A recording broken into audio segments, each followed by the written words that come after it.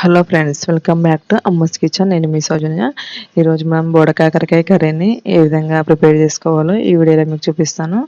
చాలా చాలా టేస్టీగా ఉంటుంది బోడకాకరకాయ కర్రీ. ఇప్పుడు మనం ప్రాసెస్ని చూద్దాం. ముందుగా ఒక 250 గ్రామ్స్ వరకు బోడకాకరకాయని తీసుకొని ఈ విధంగా చిన్న చిన్న పీసెస్గా కట్ చేసుకొని పక్కన పెట్టుకుందాం.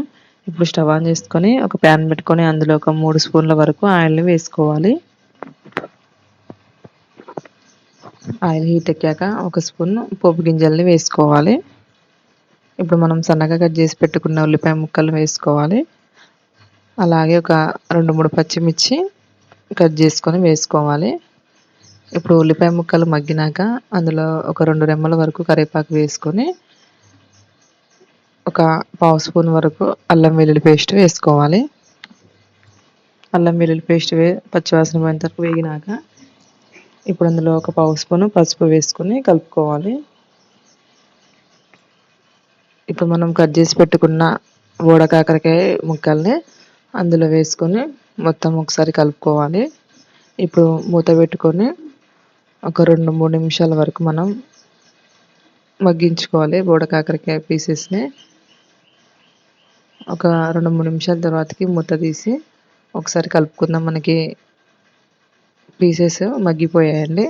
ఇప్పుడు రుచికి సరిపడా సాల్ట్ వేసుకొని మొత్తం ఒకసారి కలుపుకున్నాక ఇప్పుడు మూత పెట్టుకొని ఒక 4-5 నిమిషాల వరకు మీడియం ఫ్లేమ్లో ఉడికించుకోవాలి. మధ్య మధ్యలో కలుపుతూ ఉండాలండి కర్రీని, లేకుంటే మాడిపోతుంది.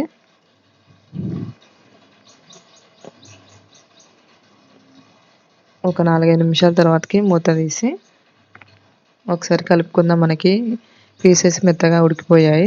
ఇప్పుడు అందులో ఒక టీ స్పూన్ వరకు కారం వేసుకుందాం.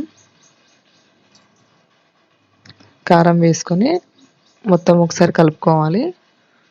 ఇప్పుడు అందులో ఒక హాఫ్ స్పూన్ వరకు ధనియాల పొడిని వేసుకుందాం.